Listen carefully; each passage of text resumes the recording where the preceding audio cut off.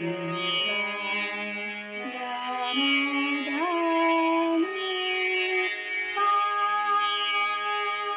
सा नी धा गा मा गा सा मा गा मा धा नी धा गा सा।